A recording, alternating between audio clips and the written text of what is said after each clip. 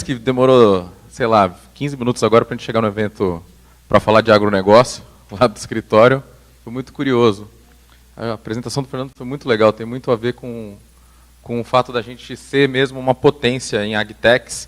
E eu acho que tem duas mensagens principais. Eu vou vender um pouco do nosso peixe aqui, contar um pouco da SP Ventures para quem não conhece. Vi que tem alguns rostos conhecidos aqui que já sabem da gestora, vou tentar ser breve.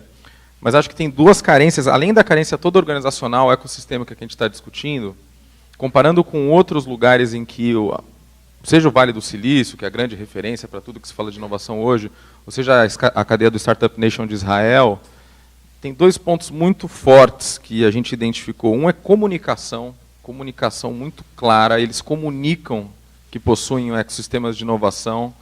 E todo mundo, não sei se tem alguém de origem americana aqui, se vai ficar bravo comigo, ou até israelense, mas os caras vendem para fora um sistema muito unificado do ponto de vista de comportamento dos agentes que eles possuem lá dentro. E dois, vendem até coisas que não têm ainda, mas que estão no caminho de serem construídas. Por quê? Porque assim eles conseguem angariar recursos, trazer fundraising não só para uma iniciativa específica, mas para várias iniciativas dentro de um ecossistema. Então esse é um primeiro ponto. E o segundo ponto é que, e a gente está vivendo isso na pele, eu vou entrar em detalhe durante a exposição aqui, mas as sinergias, na sua grande maioria, depois que a gente vai para... Eu adorei também a escala do -2 até o 3, a gente está passando na pele isso aí, eu acho que nós estamos no -1 para caramba hoje. Nós estamos vários -1s dentro do nosso portfólio. Mas o que acontece é que as sinergias são fundamentalmente entre as empresas orientadas a negócios. A gente tem... Vou mostrar para vocês o nosso portfólio, vou entrar no detalhe de agricultura digital aqui. Temos empresas que, pessoas inteligentes como vocês vão olhar e falar, poxa, mas por que a SP Ventures não juntou todo mundo? Mas por que a SP Ventures não montou uma empresa que combina todos esses dados? Por que não criar um sistema que faz com que esses dados todos se comuniquem? Na verdade, a ideia, a tese por trás disso, ela é muito sólida e ela faz todo sentido. Mas a hora que você vai operacionalizar isso aí, junto a empreendedores, empresas pequenas, cada uma com as suas prioridades de desenvolvimento, é muito difícil você parar a máquina de todo mundo, por mais que seja por meia hora, 1 hora, 2 horas, e falar, caras, agora é o seguinte, a gente vai trabalhar pelo coletivo e vai criar um sistema uniformizado de informações, ou uma dialética de dados que seja mais fluida entre as companhias. A gente repara dentro do nosso portfólio que isso só acontece a hora que surgem negócios práticos. Então, um grande cliente do setor comprou a iniciativa de integrar. E aí 2 das nossas empresas, elas veem dinheiro, veem recursos para sair do -1 e para o 0, para o 1, 2, 3 ali. Elas falam, não, então agora está fazendo sentido a gente parar as máquinas das nossas prioridades e começar uma integração sistêmica. Não estou falando que essa é a única via, mas para a aceleração disso, a necessidade de geração de negócios em cima das próprias bases tecnológicas que estão sendo desenvolvidas e em cima dos dados, das diferentes camadas de dados que estão no agro, é fundamental. Eu acho que sem isso a gente vai acabar dentro de uma teorização grande, importante, mas sem conseguir levar isso para a prática do campo, lá na ponta. Sabe? Acho que o Daniel pode até falar muito melhor depois, que é o cara que está lá na guerra com os produtores todos para pegar o pessoal pela mão e fazer adotar as empresas. Eu vou ser bem prático aqui, para quem não conhece, basicamente a SP Ventures é uma empresa de Venture Capital, é a primeira Venture Capital brasileira focada em agronegócio. A gente começou, a época que eu estava saindo da Poli aqui, há cerca de 10, agora quase 11 anos. É um ciclo antes de mais risco, mais potencial de retorno também, antes da esteira de Private Equity do mercado de ações. Hoje a empresa contém uma série de pessoas, sejam os próprios sócios operacionais que acompanham as teses dos deals, seja alguns investidores diretos, que aqui, de certa forma, patrocinou o nosso começo no mercado, né, muita ajuda mesmo de aposta financeira de grandes caras, a grande maioria deles na Faria Lima, aqui no eixo do mercado financeiro brasileiro, além de vários executivos que acompanham um por um diferentes teses dentro da nossa carteira. E aí de certa forma, a nossa expertise do agronegócio não é a nossa como formação acadêmica, mas sim a expertise desses profissionais que compraram a ideia de trabalhar junto conosco nas suas diferentes teses.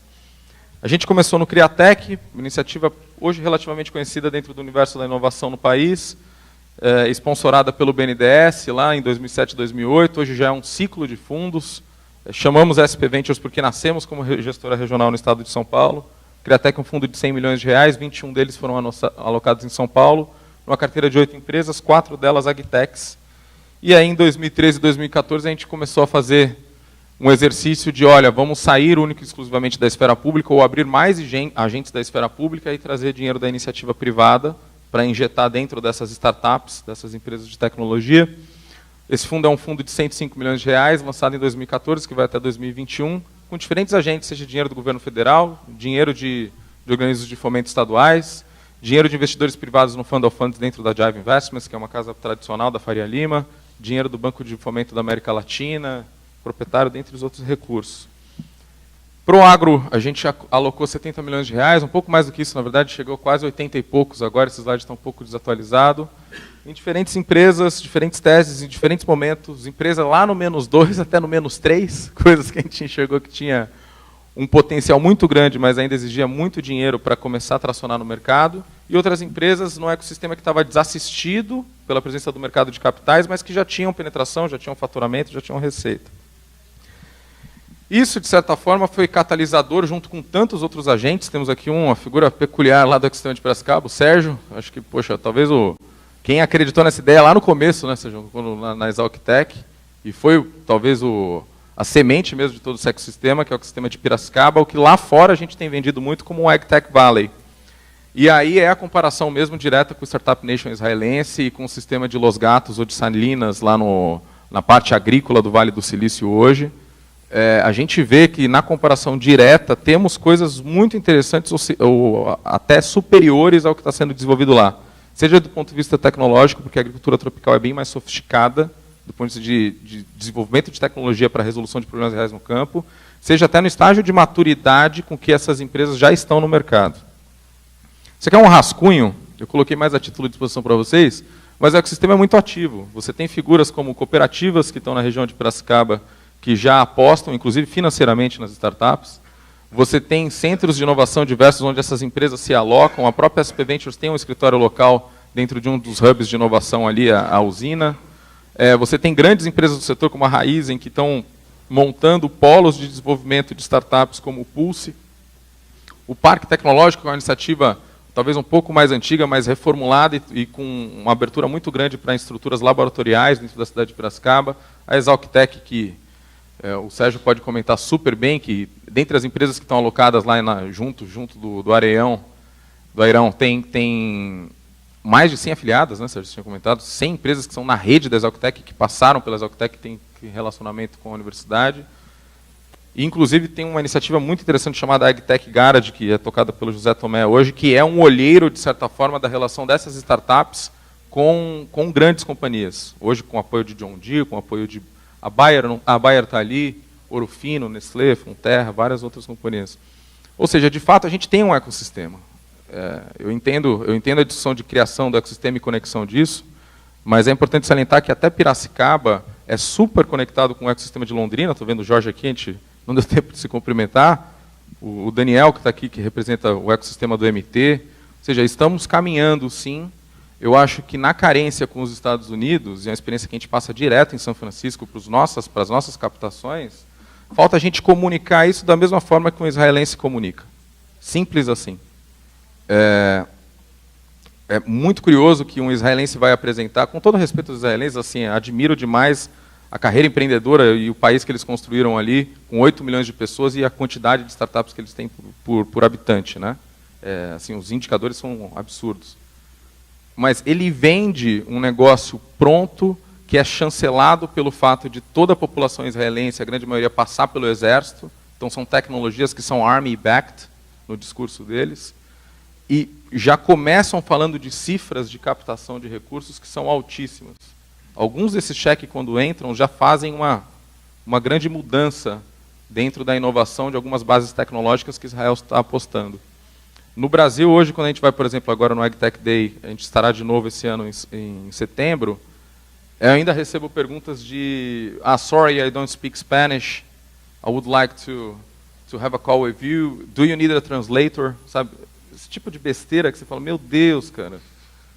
E isso não é talvez um problema nosso, nem um problema do cara lá, mas é um problema de comunicação nossa como ecossistema de inovação, como país forte, principalmente nesse ecossistema das AgTechs, né? Se você for ver, e aqui eu estou vendendo muito meu peixe, desculpem a prepotência, mas esses são dois rankings fundamentais. A AgFunder é o principal ranking dos AgTech Investors globais hoje. Nós estamos entre os 10 principais do mundo. E a CB Insights é o principal ranking de qualquer tipo de ranqueamento de tecnologia ou de fundos no Vale do Silício. Se você olha a cadeia de AgTech, esse ranking a gente vende muito bem porque estamos acima do Google Ventures, lógico, na cadeia agrícola, né? O Google está com muito mais dinheiro para investir em outras verticais. Mas já é um início de trabalho de comunicação, no qual a gente tem tentado trazer a esteira de outros agentes que estão, principalmente no polo de Piracicaba, a gente tem vendido a ideia de um hub forte para fazer barulho no mercado. Tentando contar um pouco de dados, dado o fórum do simpósio aqui, olhando o quadrante central ali, do dentro da porteira, na agricultura digital, essas são algumas das macroteses de investimento que a gente olhou, quando ao iniciar o fundo, começamos a ir talvez um pouco para a loucura de, olha, vamos começar a pegar dinheiro e alocar em startups brasileiras e confiar que esses caras vão conseguir trazer retorno e crescer num espaço breve ou médio de tempo, né? Veja que todas as diferentes linhas aí, dentro da porteira, envolvem camadas de dados diferentes. Desde a gestão agrícola, que são camadas de dados do apontamento humano, das atividades do dia a dia mesmo da lavoura, a internet das coisas, irrigação e clima, dados de sensoramento que estão instalados no campo e que medem padrões como umidade ou parâmetros de temperatura e microclimaticamente. Agricultura de precisão, como o Fernando bem salientou, que é uma direção que o Brasil é talvez muito forte cientificamente, não tão forte ainda na prática do cultivo lá na ponta do campo, falando de dados de solo, principalmente. A análise laboratorial dos parâmetros ou dos nutrientes que envolvem esse solo, os dados relacionados a imageamento, que envolvem tanto imageamento de alta resolução como VANTS, imageamento de média e baixa resolução, na parte de satélites, dados relacionados a pragas e doenças, a telemetria de máquinas, dados que estão nas máquinas hoje disponíveis, dados de sensoriamento, inclusive das plantas. Hoje você tem tecnologias brasileiras que conseguem medir parâmetros que estão na planta, nas folhas, propriamente dito, ainda não estão instaladas a campo. Se você for olhar, existem diversas empresas, aqui eu estou dando exemplo das que a gente investiu, mas várias empresas que capturam esses dados e que resolvem problemas reais do campo. O grande ponto não é você simplesmente criar uma tecnologia que captura dados, mas sim uma que captura dados e resolve uma dor de quem compra. Uma dor real de quem quer comprar aquela tecnologia. Isso foi um fator chave para a nossa análise do que investir. Mesmo diante desse portfólio de 5 empresas hoje, surge a pergunta, poxa, por que não conectá-las todas tecnologicamente? Muito difícil. Como eu comecei a explanação aqui, muito difícil você parar a máquina de empresas recebendo investimento concomitantemente e fazer algo que seja coletivo e sistêmico de imediato. A Fazenda Inteligente é um início de caminho para você, no marketing e na comercialização conjunta dessas iniciativas, você começar a gerar essa demanda. Veja em séries, você tem uma solução muito interessante de agricultura de precisão, mas o teu cliente, hoje ele tem a Agro, que é um sistema de gestão agrícola, para os apontamentos das atividades dele.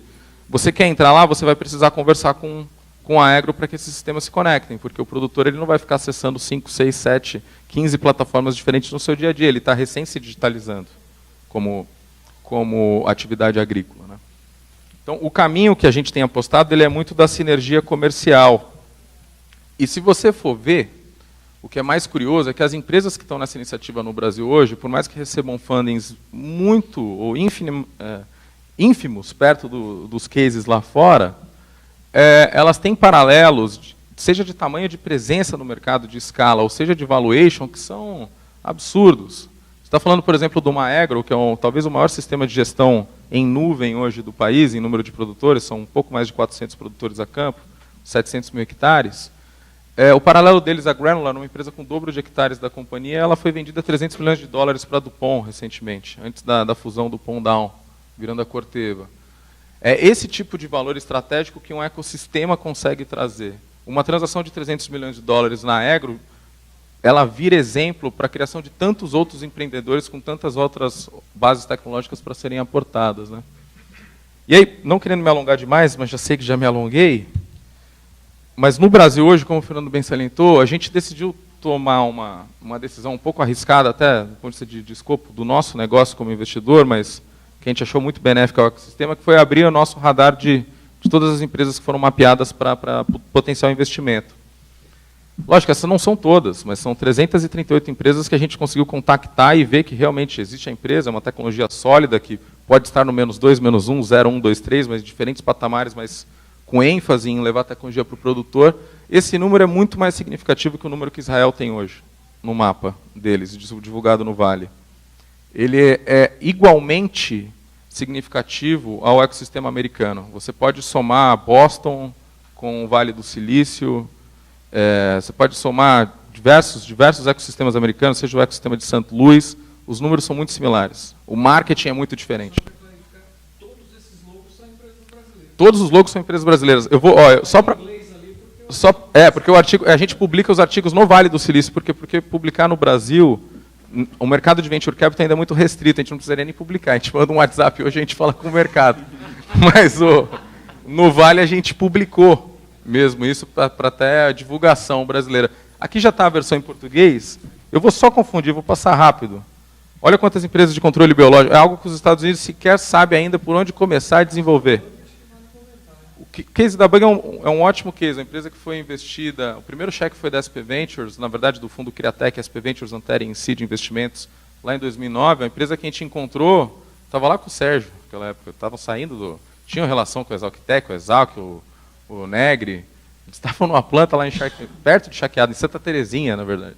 Super pequena empresa que cresceu muito, foi investida para a Bug, a participação dos investidores, foi vendida para a Coopert, desculpa, para o maior grupo holandês de controle biológico, há um ano agora, cerca de um ano atrás, um case de sucesso. Os empreendedores agora viraram até todo mundo palestrante, né? Começaram. Só fazer um comentário aí, como é que funciona o ecossistema? A Bug de Piracicaba cria um controle biológico que é o ovinho do tricograma. Como é que aplica o ovinho do tricograma? Sai daí a Birdview Drone, a empresa que eu estou no conselho. Eles queriam fazer imagem, o nome era Birdview, era para olhar por cima. Eu falei, cara, drone para olhar tem muito. E a cápsula de lugar. Você começa a fazer um ecossistema, um cara inventa uma coisa, mas precisa de outra, entendeu?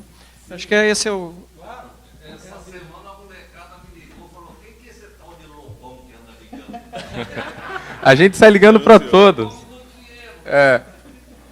Mas só dizendo algo, o que a gente está enfrentando muito no Vale hoje, que é curioso isso. A gente está fazendo captação de um fundo novo, são 75 milhões de dólares, a gente bateu em alguns family offices brasileiros, tem tido alguma repercussão, os cheques são menores, logicamente, pelo volume de risco frente a outras classes de ativos, fundo multimercado, fundos de private equity, outros tipos de rentabilidade potencial. A pergunta que todos estão fazendo para a gente lá fora, quem são os seus co-investors? Quem entra junto com você?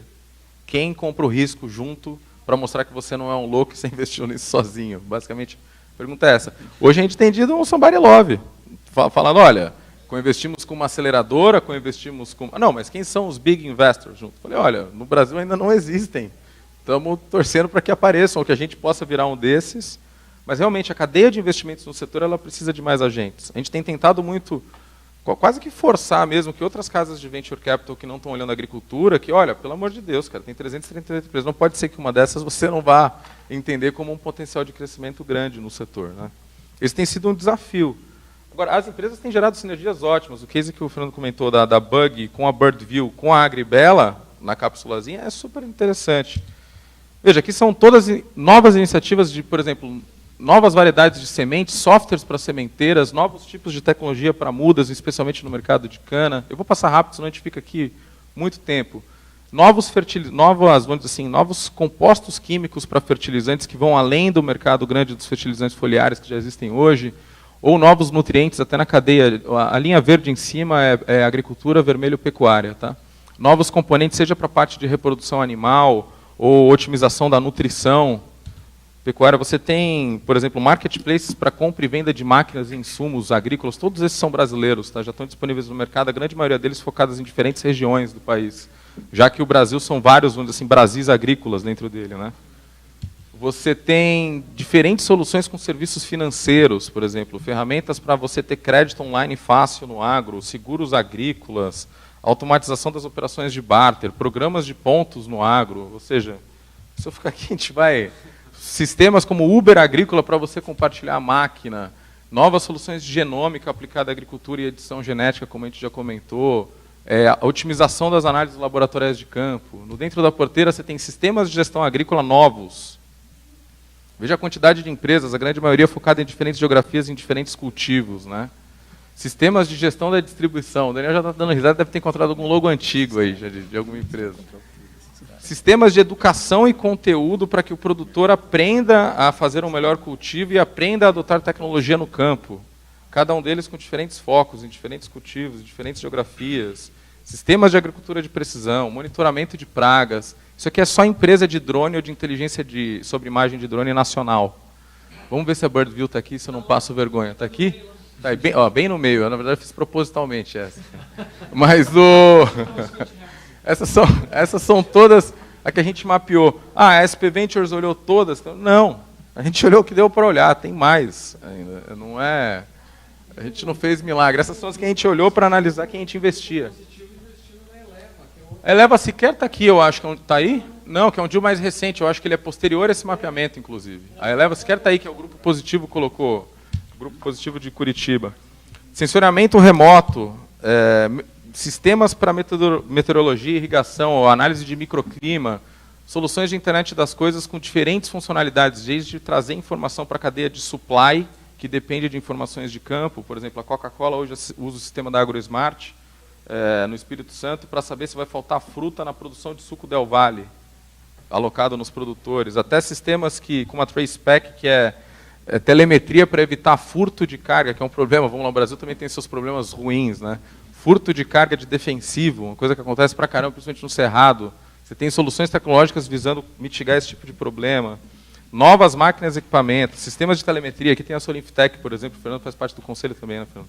Também. São empresas de referência, já com diferentes estágios. Diagnóstico por imagem. Nem vou entrar... Fora da porteira eu vou passar mais rápido ainda, mas... O que a gente tem de, por exemplo, sistemas de negociação de grãos online. No Mato Grosso isso agora virou uma febre, né? Cada cara está inventando um diferente. Não, que eu vou tradar grão agora pelo site. Vou tentar ganhar no volume. Cada um no seu -2, -1. Vamos ver quem é que vira... Vamos ver quem é que vira 0, 1, 2, 3, né?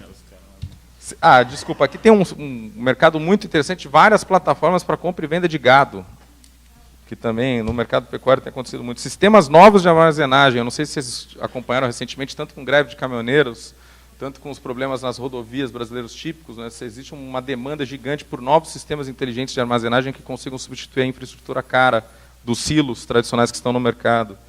Sistemas para a conexão da indústria ao agro, rastreabilidade via tags sensoriais, via QR codes, outros tipos de base tecnológica para rastrear, por exemplo, de onde veio uma determinada soja, um determinado grão. Novas soluções de bioenergia, depois da cadeia dos biocombustíveis, que teve um momento importante no governo Lula, mas não se configurou numa realidade tão plena de mercado. Você tem novos ativos tentando reaquecer esse mercado. Fazendas verticais, que aqui já conversa muito com o que está rolando lá fora, que são empresas que desenvolvem sistemas de produção indoor, com grande escala e produzindo cultivos que às vezes não são disponíveis em sistema tropical, como, por exemplo, microgreens, ou alcachofra, ou frutas temperadas, que são muito caras no mercado local aqui, né? Novos alimentos, por exemplo, aqui a gente começa a ir para um futurismo mesmo. Novas algas, comer, por exemplo, compostos de castanhas. E uma cadeia... Uma das 12 tecnologias do World Economic Forum, o número 1 é Protein Shift, Synthetic Protein, e aí entra essa... Sim, como inseto, fazer um petri dish, fazer carne de laboratório. Que no Brasil ainda não está tão desenvolvido, mas é outra vertical que a gente tem expertise. Aqui são todos e-commerces de alimento orgânico. Olha a quantidade de empresas que estão no mercado. É isso, desculpa confundir mais e me estender tanto, mas a minha visão é que a gente tem... que a gente tem um ecossistema, a questão é a gente valorizar, comunicá-lo, saber como se conectar a ele. Sabe? Eu conversei com o Chief Innovation Officer da Monsanto, e esse sujeito falou uma frase que eu gravei. Ele falou o seguinte: em agricultura, se você tentar resolver todos os problemas, você não vai resolver nenhum. Você precisa ter muitas empresas, porque é muito complicado. Cada cultivar, né? Sim. Seus problemas estão pra cana, é uma coisa, tem muita empresa, cara. A ideia é como é que a gente consegue ajudar esses caras. A gente, lógico, vou vender de novo o meu peixe. A gente está tentando fazer uma parte, mas veja, nosso portfólio hoje são 12 companhias agrícolas, nesse fundo mais novo. 8 do fundo antigo, totalizando 20 empresas. São 338 que estão no mercado. Ou seja, a ponta de um iceberg, sabe? A Coreia decidiu liderar em transportation e electronics. Hoje o seu carro provavelmente é coreano e a tua televisão com certeza o painel dela foi feito na Coreia, porque é só lá que se fabrica. Então a Coreia decidiu isso, foi um plano de Estado, foi um plano de governo. O Brasil tem que decidir ser a agricultura digital do mundo. Nós temos as empresas, temos o ecossistema, isso tem que ser uma decisão de Estado, não de governo, uma coisa que vai durar algumas décadas. Então, acho que esse é um dos pontos aí, né? Nós estamos lutando por isso. Excelente, obrigado aí até agora. Bom, sumarizando aqui, apesar da escala do -2 até o 2 lá, o que a gente entende é que a gente precisa do agro, o agro precisa da gente. Tem um discurso que, pelo menos entre nós, é comum, né? Antigamente, o agricultor falava para o filho, você tem que estudar, senão você vai morrer aqui. Hoje ele diz contigo, você tem que estudar, senão você vai ter que ir embora daqui, porque tem muita coisa acontecendo em termos de agro. Agora, Daniel Sakumo vai falar... Denis, desculpa. Vamos lá, então eu vou falar um pouquinho do SIAG, tentando responder um pouco a... Desculpa a minha voz, eu estou bem gripado, está bem esquisita a minha voz, para mim mesmo, eu estou me ouvindo bem estranho, tá? Mas vamos falar um pouquinho do SIAG. SIAG, então, é um centro de inovação, centro de pesquisa, vamos chamar assim, que acho que a gente abordou bastante aqui o tema startup, os vários estágios e tal. Eu vou falar um pouquinho, então, do que a gente está fazendo lá e da nossa proposta, que eu acho que é bem a pergunta que ficou da primeira mesa para a nossa, que é como tentar resolver o problema aí do agro, né? A gente acredita bastante, a gente vê isso muito forte, a questão da complexidade que é o agronegócio, que a gente fala do tropical aqui, né? A gente, como o Tsen mostrou, do hemisfério ali do sul para baixo, abaixo do Equador, é bem complicado e é bem diferente a agricultura lá de cima. Então, toda a tecnologia que a gente pensa, vamos trazer alguma coisa dos Estados Unidos para cá, ou da Europa para cá, não é tão simples assim. E isso é a complexidade do agronegócio do Brasil. Não só por isso, mas a gente tem um monte de... Nós temos climas muito... diferente deles também, né? A gente não tem neve igual o americano tem, que tem neve, você limpa a sua lavoura e você fica com um campo, vamos dizer, zerado para começar outro, né? A gente produz 2, 3 safras, depende do local, certo? Então, a complexidade é bem diferente. E a proposta do SIAG é essa daí que está escrito, né? Acho que oferecer solução colaborativa integrada para o agronegócio tropical, suportando a criação de valor e inovação. Prover um ambiente de experimentação colaborativo que congrega atores do agronegócio e parceiros tecnológicos para o desenvolvimento de soluções com integração de novas tecnologias para coletar dados, compartilhar conhecimento, circular informações, interconectar sistemas e suportar análises preditivas e prescritivas. Isso a gente tem feito bastante no SIAG, esse é um das nossas linhas de pesquisas, da gente trabalhar com análise preditiva e prescritiva. Eu não vou entrar muito a fundo no que o SIAG tem feito, eu vou tentar mais focar na parte da pergunta mais que ficou aqui para a gente, e amanhã talvez eu coloque alguns produtos que a gente tem desenvolvido. Rapidamente, aqui bem por cima, a gente tem duas linhas de pesquisa, que a gente chama que ali é o NERSO. Amanhã eu explico também o que significa isso, mas enfim, a sigla está escrita ali embaixo. Que consiste basicamente a gente chama de como vocês veem ali, as 2 últimas palavras, Smart Organizer, que a gente está organizando dados. De onde vêm esses dados? Aí está na parte de baixo. A gente tem vários robôs criados no SIAG, coletando um monte de informação desses ícones que vocês estão vendo aqui na parte de baixo. Não sei se dá para ler aí, mas clima, equipamento, solo, praga, pulverização, colheita e etc. Tudo isso está no nosso banco de dados, que a gente tem chamado de Data Lake. O que é esse Data Lake aqui? Eu vou voltar no slide anterior. O Data Lake hoje, a gente tem aqui, como vocês podem ver, algumas linhas aqui, dados de agro, commodity, preço de commodity, dado de commodities ou vendas automotivas. A gente tem 50 robôs em cima desse tipo de dados. Nós temos dados do USDA também na nossa base. Enfim, todos esses dados que estão aqui, que a gente faz, que eu vou fazer uma sumarização aqui, né? Então, basicamente o que a gente tem do lado esquerdo aqui, a gente tem vários robôs coletando dados aqui da internet. Não só a internet, a gente pode acessar banco de dados e publicações também, dados que estão realmente na internet, que são públicas. A gente tem esses robôs, a gente tem trazido esses dados para dentro do nosso banco de dados, o Data Lake, que a gente tem chamado.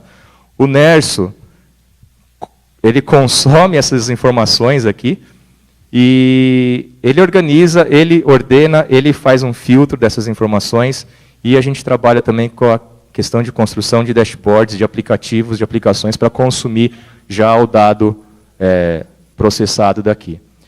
Esse dashboard aqui, ele é sempre supervisionado por um especialista, que devolve essa informação para o nosso Nerso aqui, e faz essa retroalimentação, e a gente tem sempre um Nerso que vai estar treinado conforme a supervisão de um especialista, que é a pessoa que está à direita aqui, né? Então, esse quadro azul mais escuro aqui a gente chama de sonar. Sonar é o nome que a gente colocou para a gente nomear assim, esse sistema, vamos chamar de ecossistema, ou de um sistema de coleta e organização de dados. Tá? Isso é o que o SIAG tem feito. Eu só queria terminar com um exemplo aqui. Eu acabei achando, Bernard, mas a gente tem, vamos dizer, todo mundo está com roupa aqui, né? Qual que é o problema da roupa quando a gente usa? A roupa fica suja, certo? E como que a gente poderia resolver o problema da roupa suja, né? Antigamente, ou provavelmente antigamente, a solução seria criar um robô que pegasse a roupa e ficasse esfregando num tanquinho.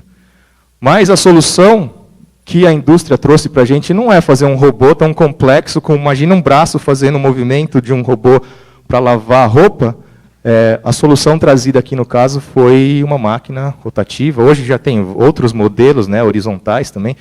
E isso é o que o SIAG tem feito. Tentar buscar problemas de roupa suja e trazer soluções diferenciadas.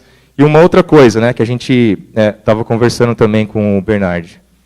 A gente trazer solução para o agricultor, todas as startups que foram mostradas, mas trazer uma solução para o agricultor que seja fácil e que o agricultor consiga entender. A gente sabe que na agricultura, assim, não desmerecendo os agricultores, ou mesmo como o Márcio falou, que às vezes o filho do agricultor, hoje ele tem que estudar para ficar no campo, né?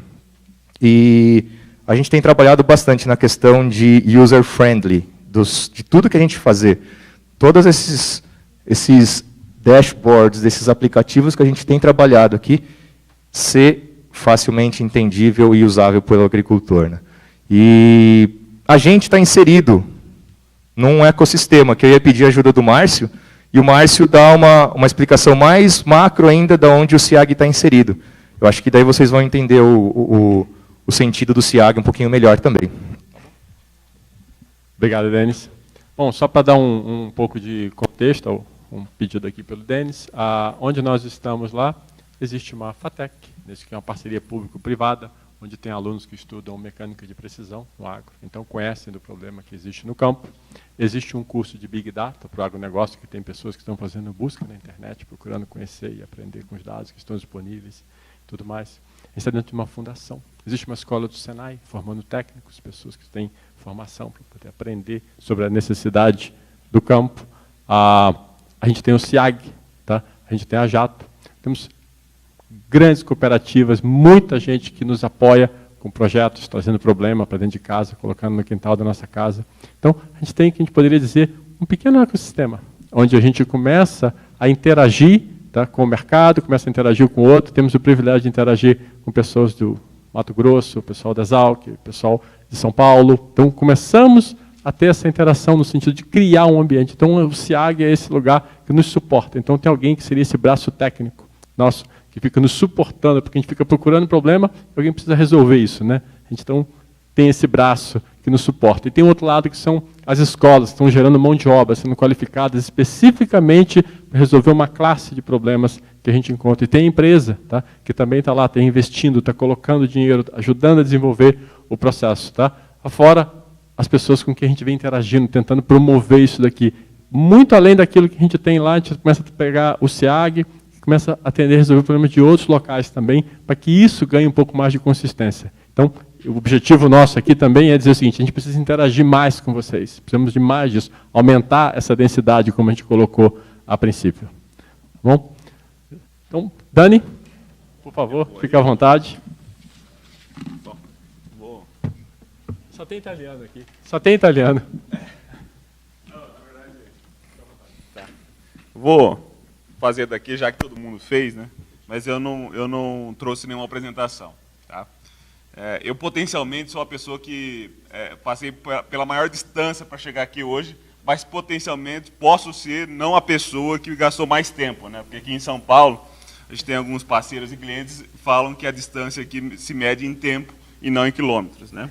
Então, muito prazer, me chamo Daniel Latorraca, estou como superintendente do IMEA. Eu quero só falar um pouquinho da minha origem, porque explica um pouco também do projeto que a gente construiu em Mato Grosso, em Cuiabá.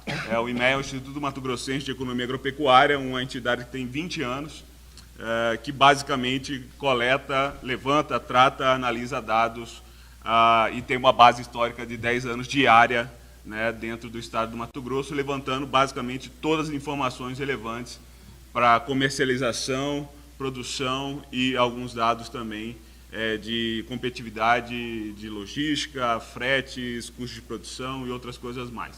Então, é uma inteligência de mercado, podemos assim dizer, que levanta dados diariamente. Hoje estamos em 32 pessoas, um case que era único no Brasil, que agora está sendo replicado, já tem um IMEA, né, que se chama, na verdade, FAG em Goiás. Mato Grosso do Sul também levou um pouco das nossas metodologias, e agora a gente deve ter também, muito brevemente, em mais 2 estados. Bom, eu trabalho no IMEA e dentro, onde está localizado, na verdade, o IMEA é uma iniciativa e nasceu dentro da Federação da Agricultura e Pecuária de Mato Grosso, a FAMATO, que representa mais de 30 mil produtores do estado.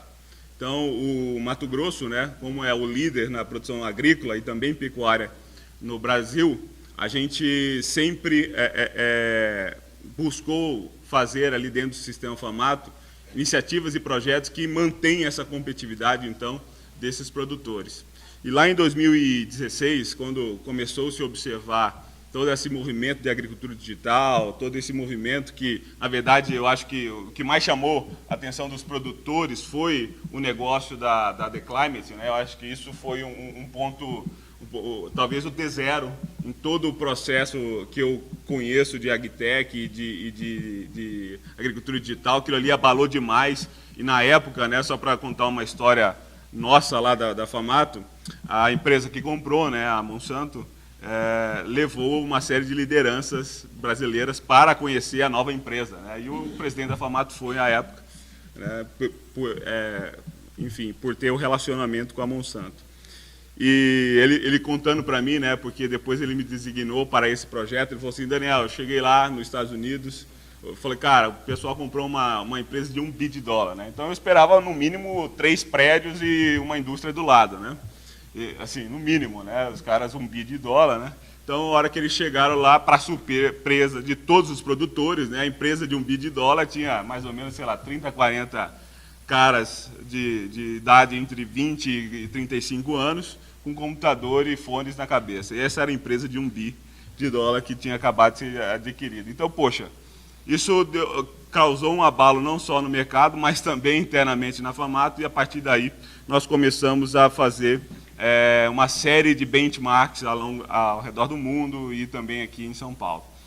Nasceu o AgriHub a partir de todas essas experiências, e o AgriHub, na verdade, o hub que a gente construiu lá, ele tem uma diferença, talvez, com a Piracicaba e Londrina, que nasceu do cliente, não do produtor da tecnologia. Nasceu dos produtores rurais, ou seja, o cara que vai receber essas novas tecnologias. E toda essa origem levou a gente a criar ações, a criar estruturas para que esses caras, então, começassem a se interagir. Porque uma das coisas que são mais importantes nesse novo processo que a gente está vendo de desenvolvimento de produtos e startups é o contato e a proximidade com o cliente, né? O próprio Steve Blank, se vocês pegarem leituras e alguns vídeos que ele fala, uma das grandes problemas que os jovens enfrentavam, né, é focar demais na tecnologia, esquecer do cliente e não fazer o dever de casa, vamos dizer assim, como deveria ser feito. Pegando esse gap, ou talvez esse desafio que hoje as startups têm no Brasil, e logo em seguida eu conheci o Sérgio, e o Sérgio falou, cara, é isso mesmo que estava precisando, é alguém para testar essas tecnologias, é alguém para mostrar para os produtores que, de fato, eles podem ter benefícios com isso. Então, a partir daí, o AgriHub ele nasceu com uma série de iniciativas focadas principalmente em duas ações. Uma, criar uma rede de produtores que são os early adopters, que a gente chama de rede de fazendas alfa, e a segunda, que foi levantar de maneira primária já estruturada os problemas que eles veem que sejam prioritários para resolver. E aí nós temos algumas vantagens competitivas nesse sentido, porque o IMEA gera uma série de informações e inteligência. E até o Fernando, acho que citou agora, inicialmente, da agricultura, de você ter prioridade, né, e não levar tudo para o produtor ou tentar resolver tudo de uma vez, isso faz todo sentido.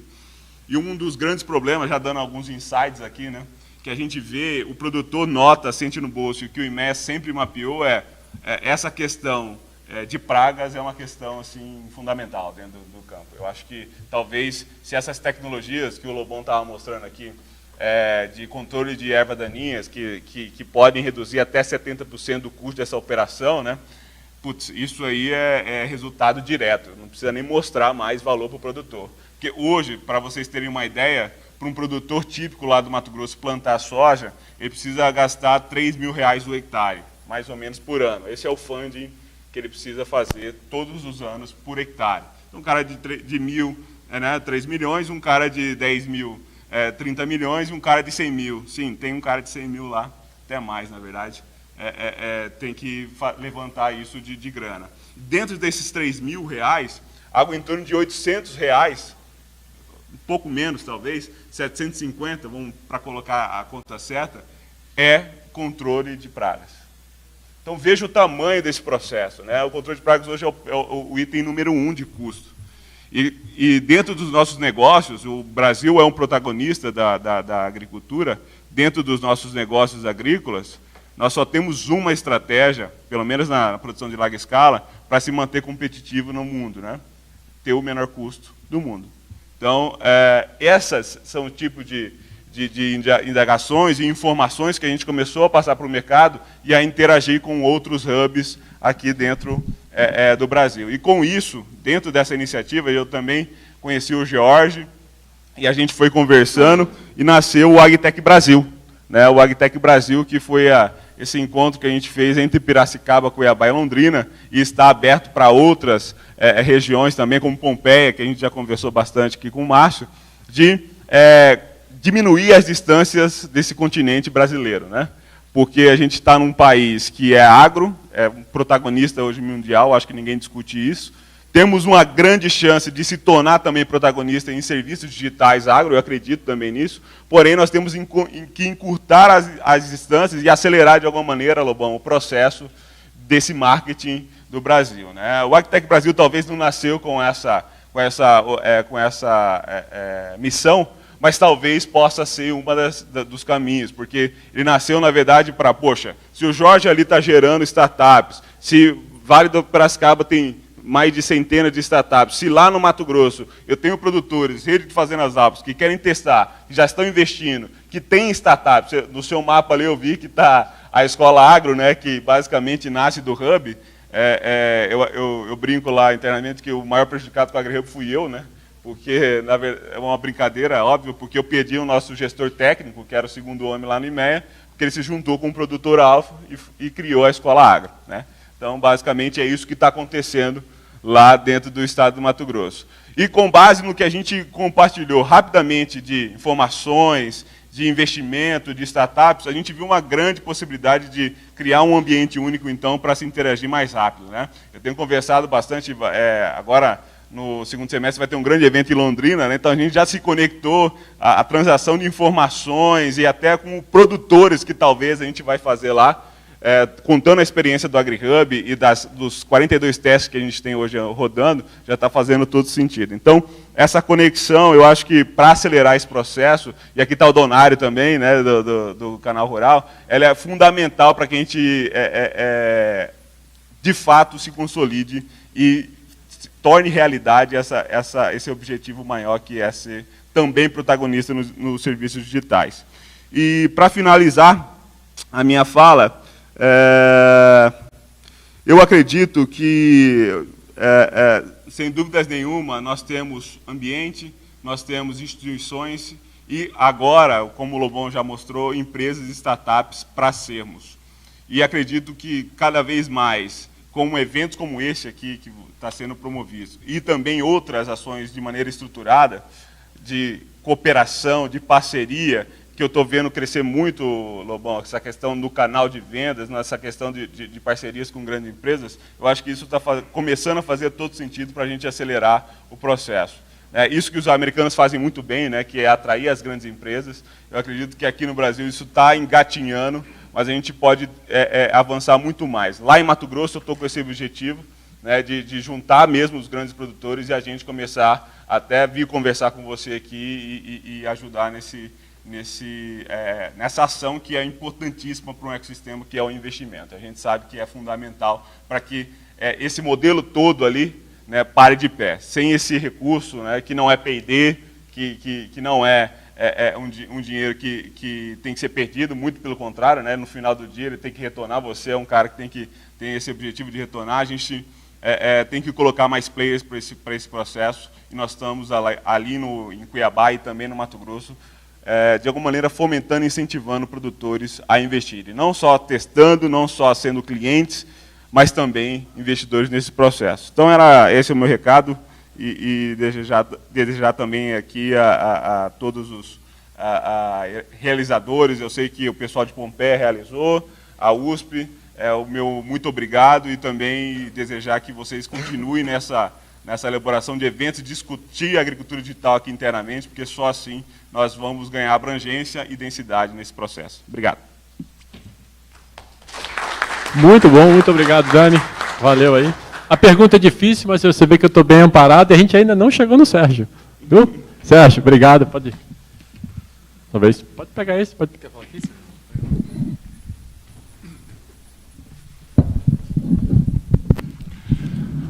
Boa tarde.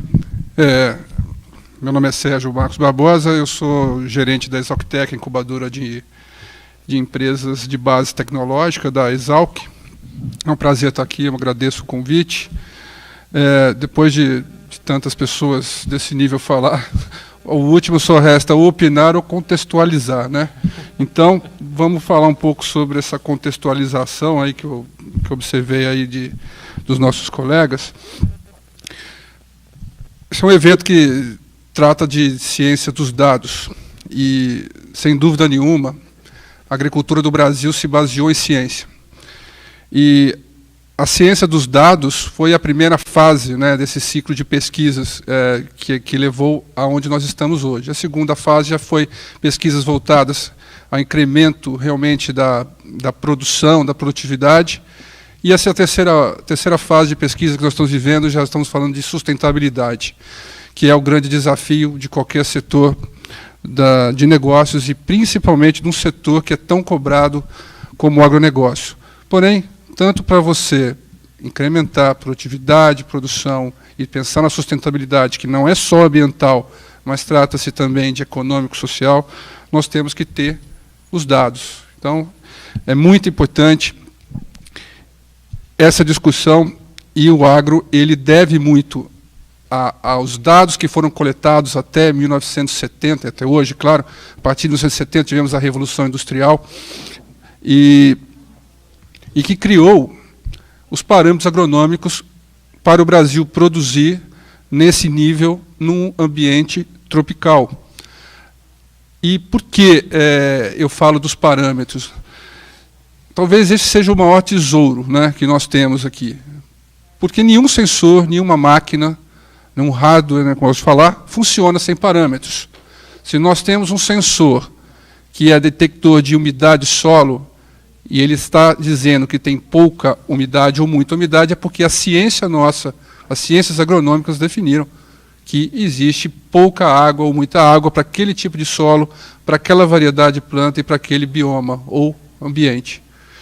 E é E esse ambiente, nessas bases científicas que a ciência do Brasil agronômica se desenvolveu, nesse ambiente, nesses 3 ambientes que eu considero inóspitos, né?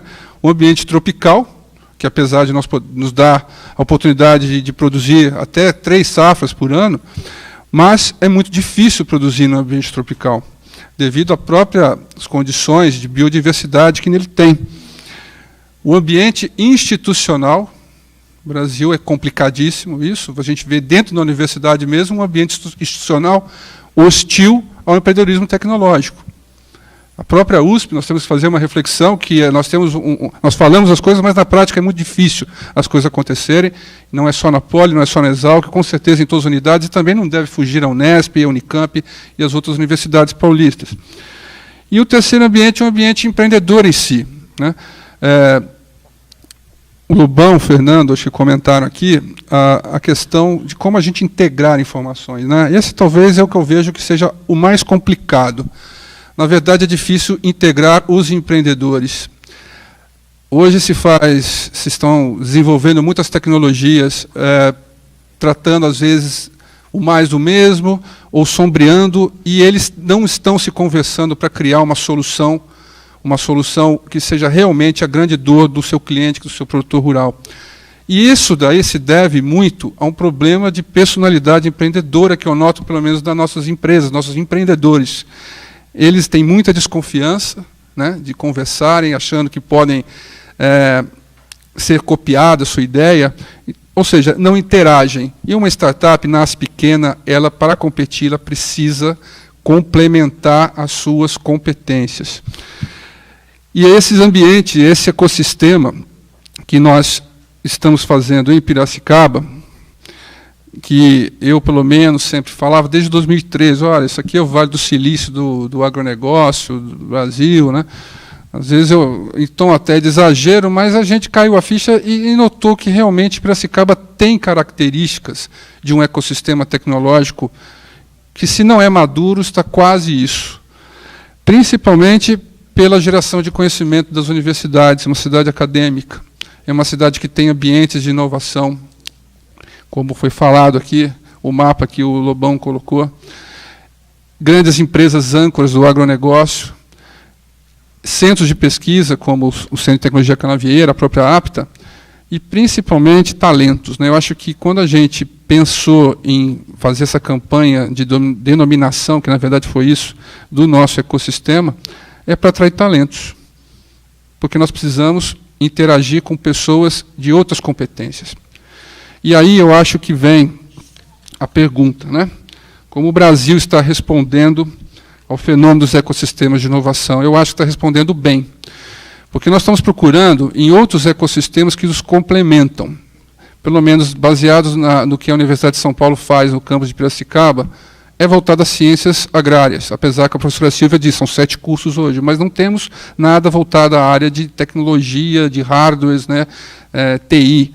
Então, já temos que começar, pelo menos, dentro de casa. E aí vem um trabalho que a Exalctec está tentando elaborar, junto com a Politécnica, junto com a São Carlos, e trazer esses talentos que são dos alunos da graduação, para se juntar aos talentos que tem dentro da própria Ciências Agronômicas na Exalc. E eu fiquei muito feliz que, recentemente, eu acho que isso se concretizou com a recente empresa que nós estamos abrigando, a próxima empresa residente que vai entrar na Exalctec. Ela é composta por 2 engenheiros, um engenheiro da Poli, um estudante da Poli e um estudante de agro da Exalc. Eles estão fazendo uma tecnologia voltada a monitoramento de pastagens. Um setor importantíssimo, trazendo o quê? Competências. Ecossistema tecnológico é somatória de competências voltadas realmente aos negócios, né? No caso de Piracicaba, a gente tem um fator interessante. É um crescimento foi extremamente espontâneo. Não tivemos aí o agente público interferindo. Não sei se isso foi bom, no final, o resultado por causa disso.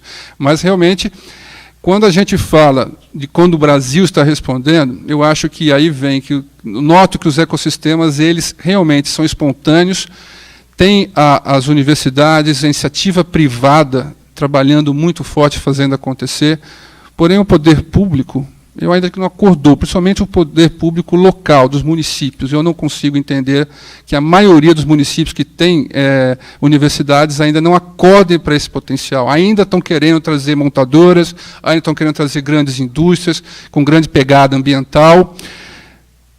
E eu dou um exemplo que eu falo muito sobre Piracicaba. Piracicaba está na bacia do PCJ, né, no Capivari, Jundiaí, Piracicaba, que é uma bacia que não tem mais como comportar mais grandes indústrias, que nasce desde Campinas, né, o Rio Piracicaba ele é um afluente do Rio Tietê, mas não temos água mais no Rio Piracicaba, mal dá para abastecer a população urbana. Como colocar grandes indústrias?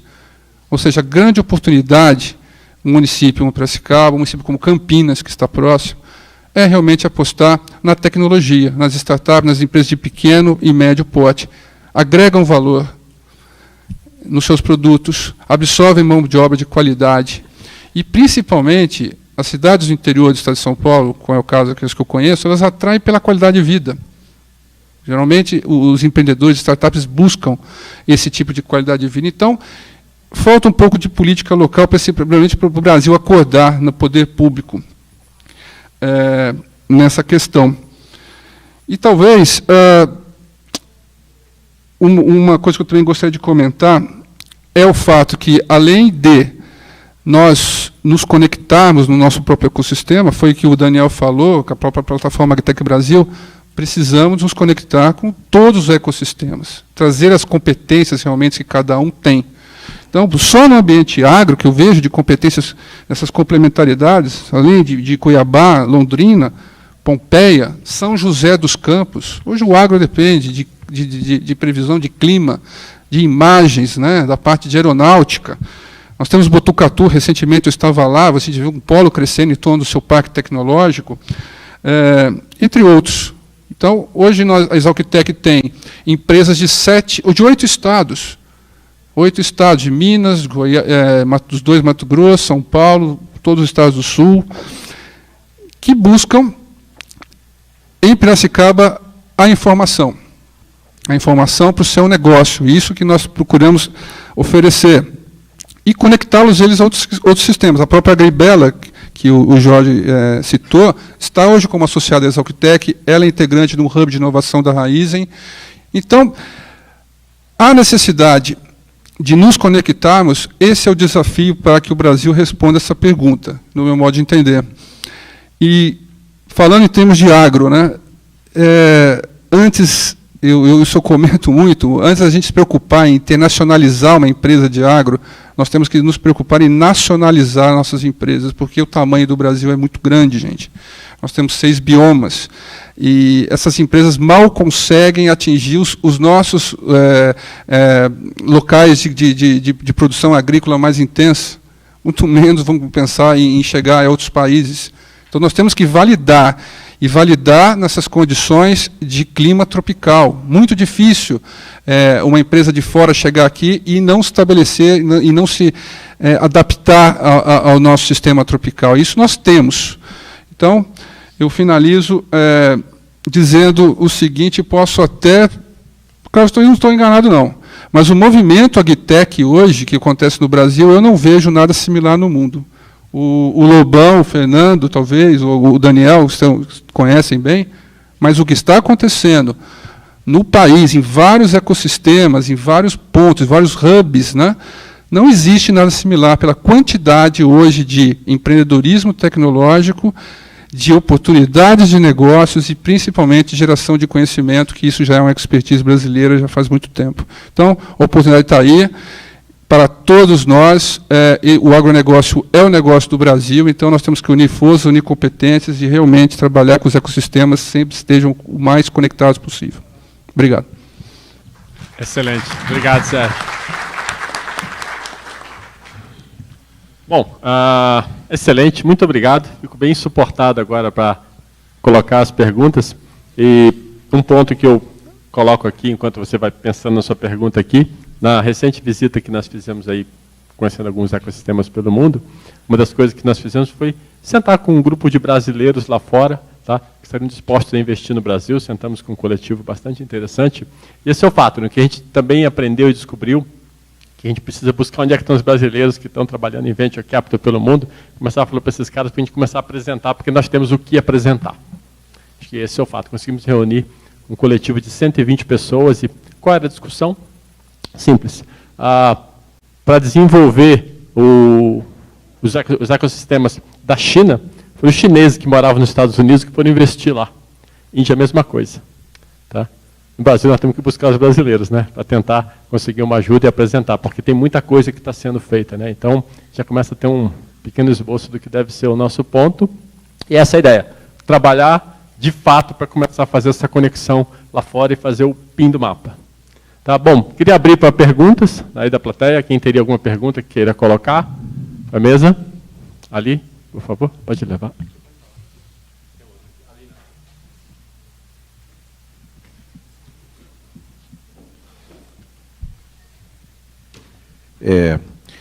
Com relação à apresentação do...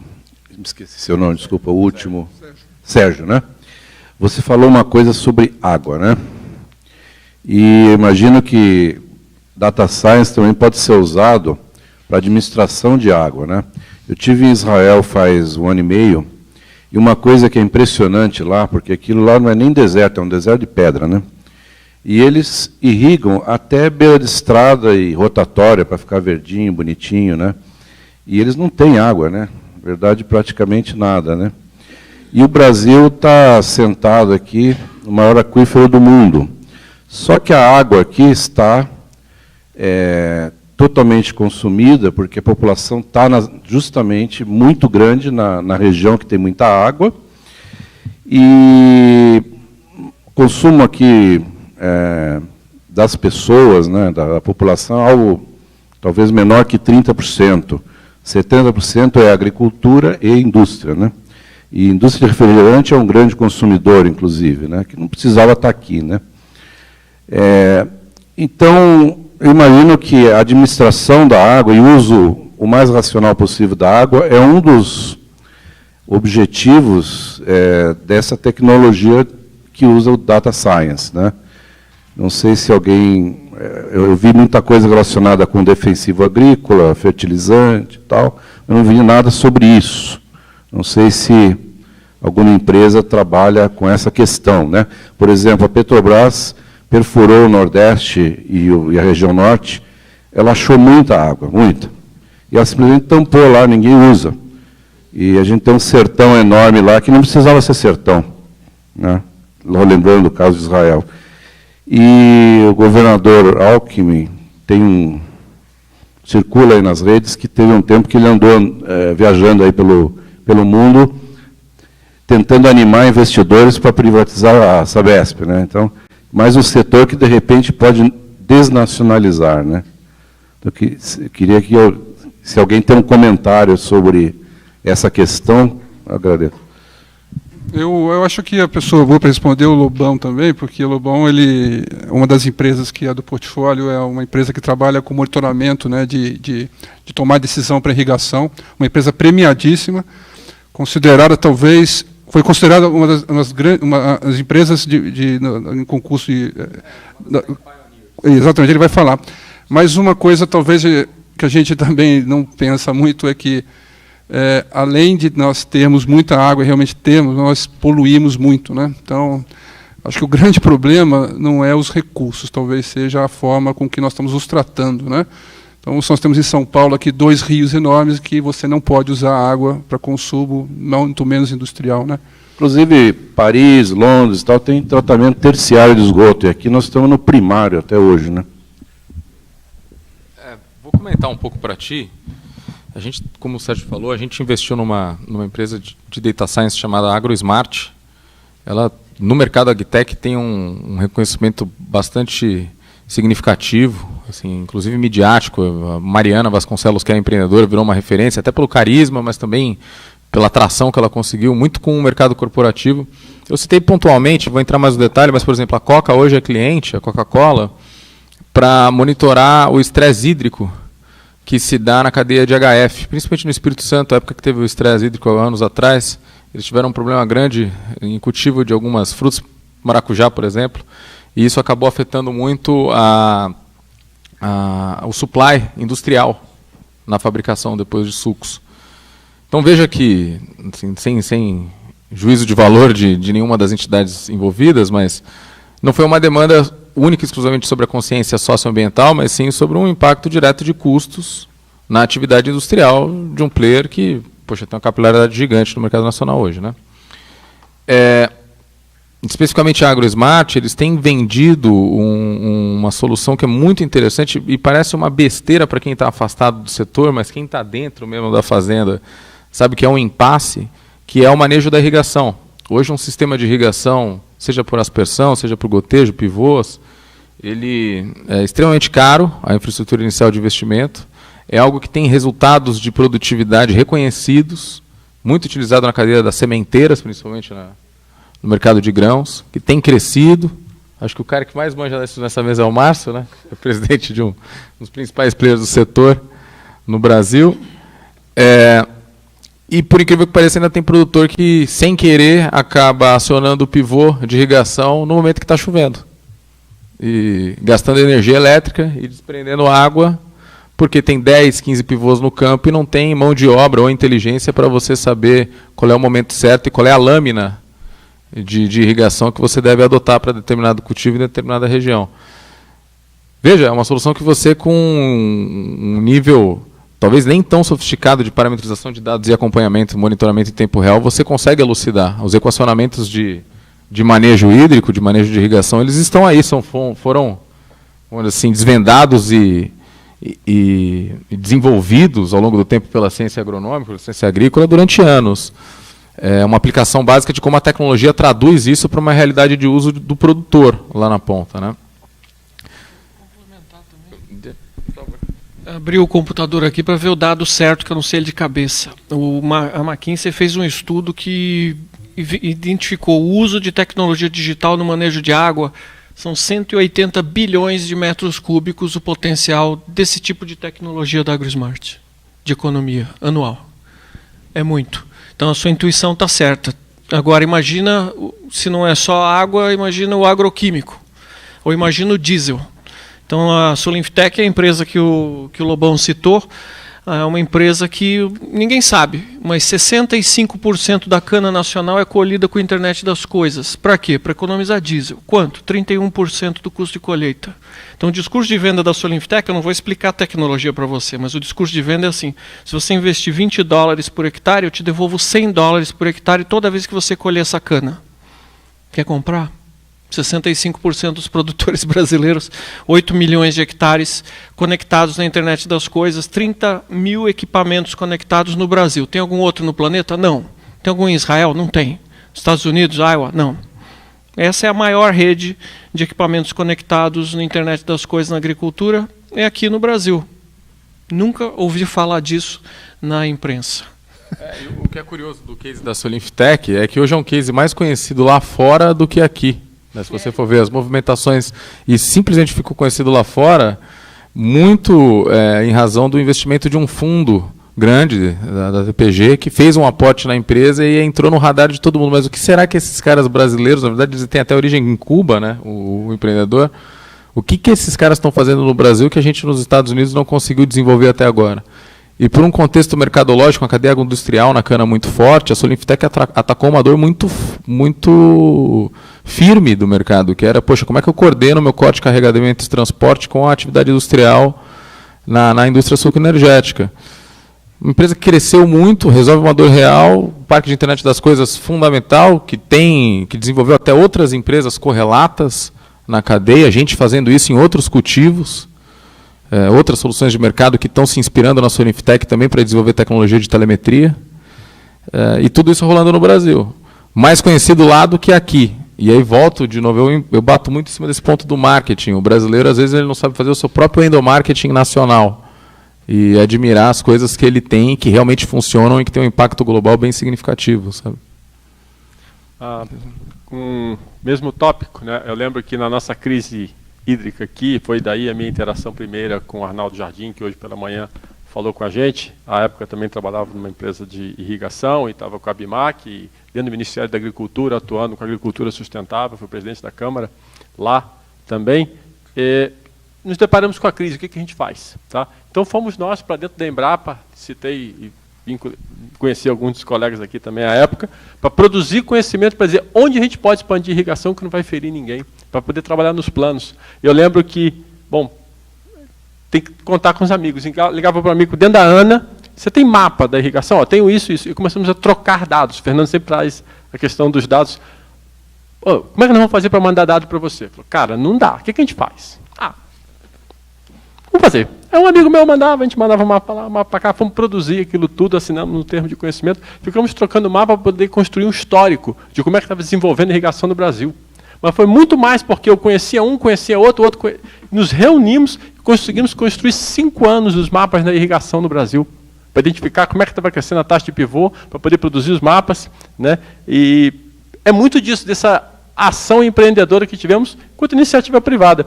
E tem uma frase, a gente falou muito de Exalc, eu vou citar o Durval, que ele ensinou uma coisa muito importante para mim, né, nesse assunto, que ele falava o seguinte: quanto que a agricultura gasta de água? E essa é uma discussão.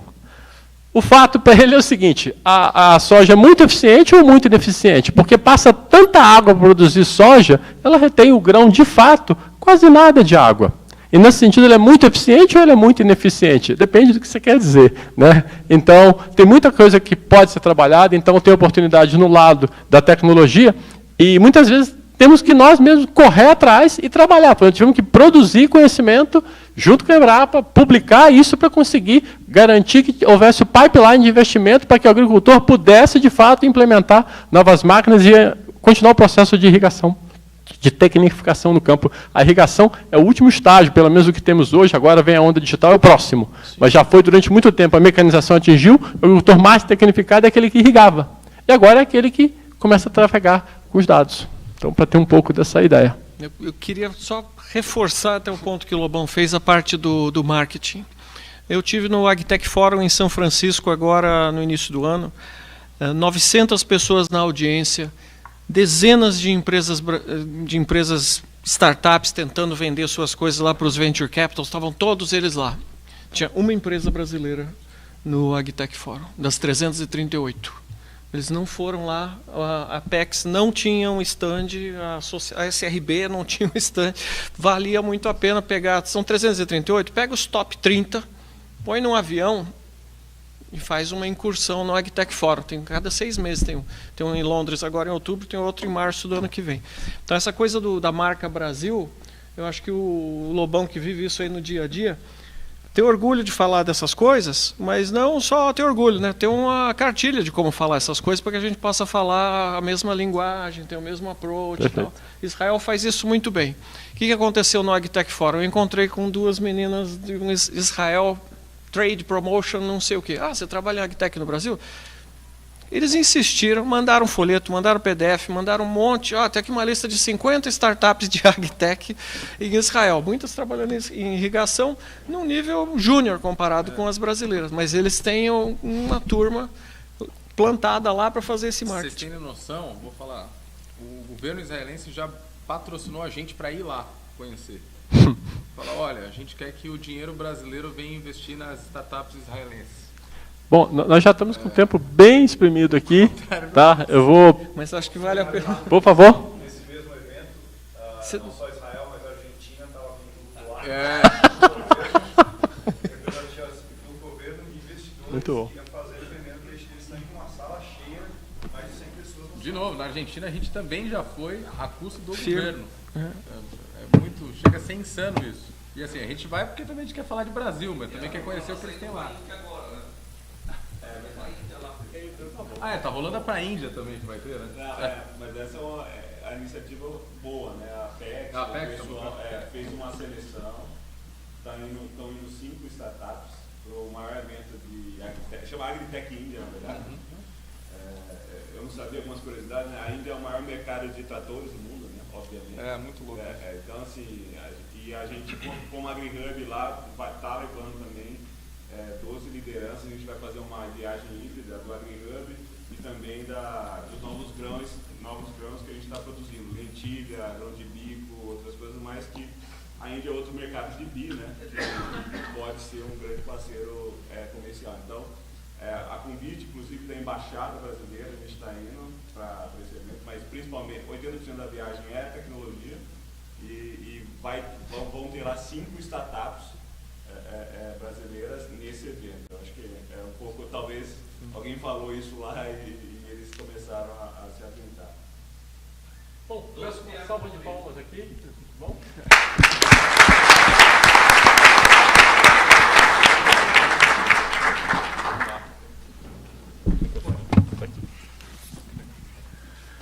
Bom, pessoal, antes de encerrar aqui as atividades de hoje, nós vamos cumprir o prometido, né? Está aqui o sorteio aqui. Lembrando que só vai levar quem estiver presente. Então, aqui, quem for, se por acaso que o sorteado não estiver aqui presente, paciência, né? Vai ficar assim aqui, tá? É um... Como é? Um Voice Activated Speaker by Google, ok? Então, hello Google, e aí vocês vão aqui brincar aqui com a criança, né? Eu vou chamar o Flávio aqui da SES para fazer aqui o sorteio. E antes do sorteio, eu gostaria de lembrar que amanhã nós vamos ter as trilhas, tá? A trilha química, que vai ser lá no auditório da Engenharia Mecânica, e a trilha de negócio, né? Parte voltada no agro, parte voltada em outros business, vai ser lá no auditório da Engenharia Elétrica, né? E amanhã, para quem está participando lá do curso do CDO, vai continuar o curso e será lá na sala de conferência, em frente ali à lanchonete ali da Engenharia Elétrica, tá? Então, amanhã nós vamos estar em outro local, é lá na Engenharia Elétrica, tá? Por favor, quem por acaso se enganar, se dirija para lá. Está próximo, mas tem que se mudar ali, né? E lembrando também que, tá, após aí o sorteio, tá sendo oferecido um cafezinho aqui, antes que vocês voltem para casa. A gente sabe que às vezes demora um pouco para chegar para casa, então tem um cafezinho, um suco, uma água, aí, um salgadinho aí para a gente se abastecer, tá, para a gente aí ir tranquilo para casa ou para as outras atividades aí. Então eu pediria aqui ao Flávio fazer aqui, catar um número aqui aleatoriamente, democraticamente. Só falar, eu escolhi esse presente, esse brinde, porque eu acho que é um brinde assim, que simboliza a inovação, é uma coisa que a gente conversa, acesso a banco de dados, etc. E também é um brinde que, como toda inovação, traz uns problemas inesperados.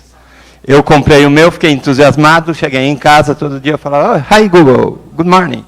Ele me falava, caminho para casa, tá bom, dava a minha agenda, a temperatura, etc. Eu continuei entusiasmado.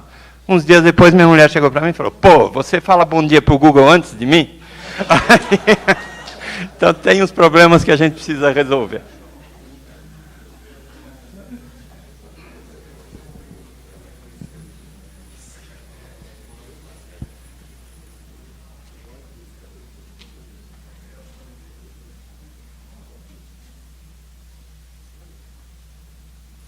Álvaro Alfonso Mendonça.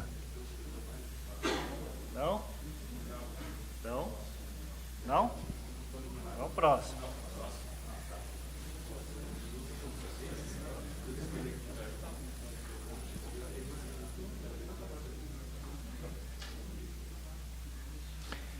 Victor Pasquale Gouveia. Vamos lá, está aumentando a chance.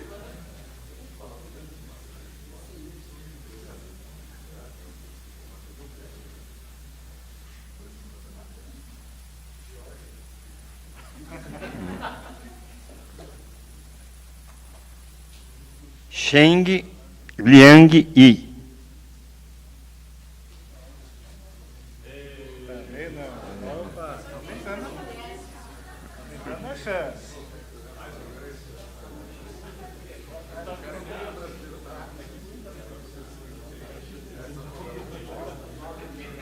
Ranieri Souza.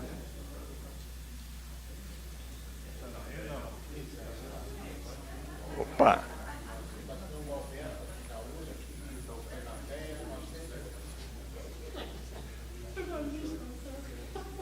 Ricardo Pimenta Braga. Nossa. Tem certeza? Acho que eu estou caprichando na...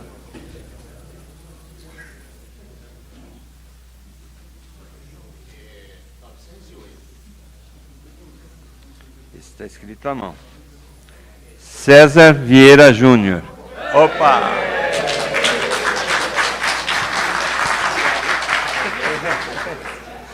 Obrigado. Cadê o fotógrafo? Espera aí, Marcelo.